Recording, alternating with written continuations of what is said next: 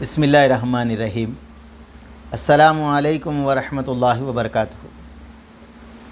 الحمدللہ وکفا وسلام علی عبادہ الذین اصطفیٰ، اما بعد۔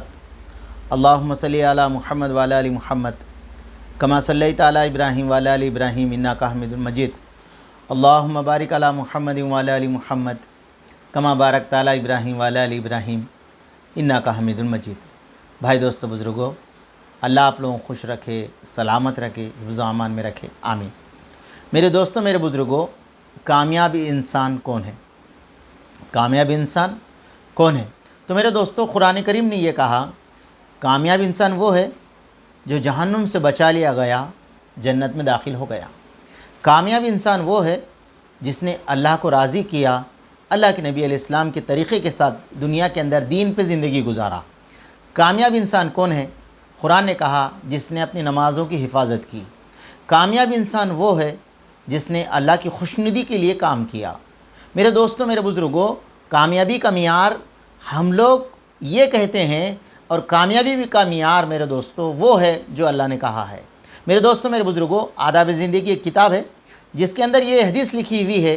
اللہ کے نبی علیہ السلام نے ارشاد فرمایا، جب کوئی آدمی مر جاتا ہے تو لوگ یہ کہتے ہیں کہ اس نے کیا چھوڑا ہے، اس نے کیا چھوڑا ہے، اور اللہ کے فرشتے یہ کہتے ہیں اس نے آگے کیا بھیجا ہے۔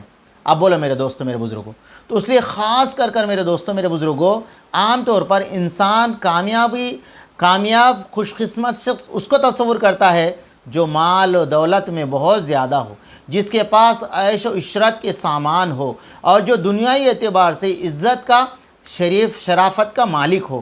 ایسے شخص کو، آدمی کو قریب ہونا چاہتے ہیں اور اس کی رشک کی نظر سے دیکھتے ہیں۔ جس کے پاس مال دولت نہیں، جو سادہ زندگی گزارنے والا ہے، معاشرے میں کوئی حیثیت نہیں، اور نہ اسے عزت کی نظر سے دیکھا جاتا ہے، خواہ دیندار، صاحب متقی کیوں نہ ہو۔ اللہ اکبر۔ آج کے حال کے اعتبار سے حضرت یہ کہہ رہے میرے دوستوں کہ آج متقی آدمی بھی ہو، دیندار بھی ہو، تو میرے دوستو اس کو عزت سے نظر سے نہیں دیکھتے۔ یہ ماحول اتنا عام ہے، ایک غریب آدمی، انسان احساس کمتری کا شکار ہو جاتا ہے، بعض اوقات اللہ تعالیٰ سے اپنی قسمت کی شکایت کرتا ہے۔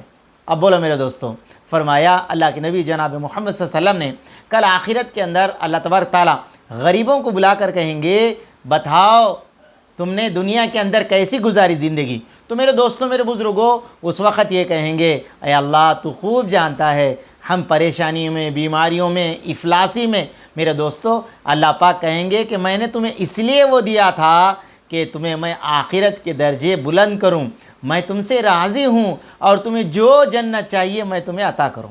تو میرے دوستوں، میرے بزرگوں، اس وقت بندے کی ایک ایک تکلیف کے اوپر، ایک ایک اس کی آہے کے اوپر جو نیکی ملتی ہے، بندہ یہ کہتا ہے، کاش میرے جسم کو کینچیوں سے کاٹا جاتا تو اچھا رہتا تھا، تو نے مجھے نعمت سے محروم رکھا۔ کس کو بولتا؟ اللہ کو بولتا۔ اپنی رحمت سے مایوس کیا، میرے پاس صحیح طرح زندگی گزارنے کے اسباب بھی نہیں، اور نہ ہی ناز و نعمت کی کوئی چیز مجھے میسر ہے۔ کاش مالدار اہل ثروت کی طرح میرے پاس بھی جائیداد ہوتی، وسائل ہوتے، میں بھی اسی طرح خوش قسمت پر ناز کرتا۔ اسی طرح سوچ سے انسان ناشکری کا شکار ہو جاتا ہے، بہت سے فسادات رہنما ہوتے ہیں۔ اس لیے اللہ کے نبی نے مختلف حدیثوں میں اصل کامیابی کی طرف توجہ دلاتے فرمایا، لوگوں کو یہ ہدایت دی، دنیا کا مال دولت نہ باعث عزت ہے، نہ افتخار ہے، اور نہ ہی قابل رشک ہے، جس کو دیکھ کر کوئی بھی احساس کمتری کا شکار ہو، بلکہ اصل کامیابی آخرت کی کامیابی ہے۔ لہٰذا انسان کو ہمیشہ اخروی یعنی آخرت کی فلاح پر توجہ رکھنا چاہیے۔ دنیا میں احساس سامان مہیا نہیں بھی کوئی حرج نہیں ہے۔ دنیا چند روز کی ہے، کسی طرح یہ ختم ہو جائے گی۔ آخرت ہمیشہ رہنے والی ہے، وہ کبھی ختم ہونے والی نہیں ہے۔ اس لیے میرے دوستوں، میرے بزرگوں، یہ مسلم شریف کی حدیث ہے۔ حضرت عمر بن عاص رضی اللہ تعالیٰ عنہ روایت کرتے ہیں، اللہ کے نبی نے فرمایا، بلا شبہ کامیاب انسان وہ ہے جو ایمان لایا۔ میرے دوستوں، کامیاب کون ہے؟ جو ایمان لایا، بقدر ضرورت روزی اس کی میسر ہو۔ اللہ اکبر۔ اس کی روزی بقدر مقدر جتنی اللہ نے لکھ دی، اس کے وہ راضی رہے روزی کے اوپر۔ اور میرے دوستوں، خاص ایک بات بتاؤں میں آپ کو، میرے دوستوں، اللہ نے ہمیں دنیا میں ضرورت پوری کرنے کے لیے، ضرورت اللہ ہماری دنیا میں پوری کرتے ہیں، خواہشات تو پوری کرنے کی جگہ جنت ہے میرے دوستو۔ کوئی آدمی آخرت کے اندر، جنت کے اندر جو نعمتیں ملنے والی ہے وہ خواہشات وہاں پر اس کے پوری ہوں گے، دنیا میں اس کی ضرورت پوری ہوں گی۔ پہلی بات حضور نے یہ کہا کامیاب انسان وہ ہے جس کو ایمان مل گیا اور بقدر ضرورت میسر روزی مل گئی۔ تیسری فرمایا اللہ تعالیٰ کی نعمت پر وہ قناعت اختیار کرے، اللہ نے جو بھی دیا اس پہ اللہ سے راضی رہے۔ تو میرے دوستوں، میرے بزرگوں، حضرت مولانا اشرف علی تھانوی رحمۃ اللہ علیہ نے لکھا ہے کہ انسان شکر گزار بندہ کب بنتا ہے، شکر گزار بندہ کب بنتا ہے اور وہ اللہ کی نافرمانی شکوے شکایت کرنے سے کب بچتا ہے۔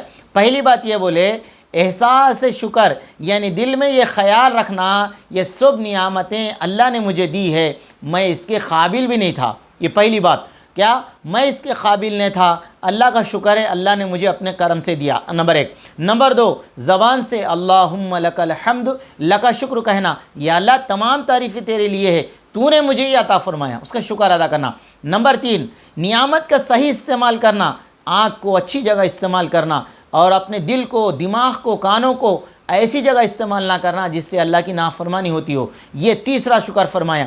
چوتھی، نعمت حاصل ہونے کے بعد زبان سے بھی جزاک اللہ، اگر کوئی ہمیں پانی بھی پلا دیا، اگر کسی نے ہمیں مدد بھی کر دی، کسی نے ہمیں ہر طرح کی کون سی بھی ہماری مدد کرے، تو میرے دوستوں، میرے بزرگوں، جزاک اللہ کہنے کے عادی بنانا، اللہ تجھے اس کا جزائے خیر عطا فرمائے۔ تو میرے دوستوں، اللہ نے ہمیں اتنی بڑی بڑی نعمتیں دی، اگر میری آنکھ چلے جائے کون ہے آنکھ دینے والا؟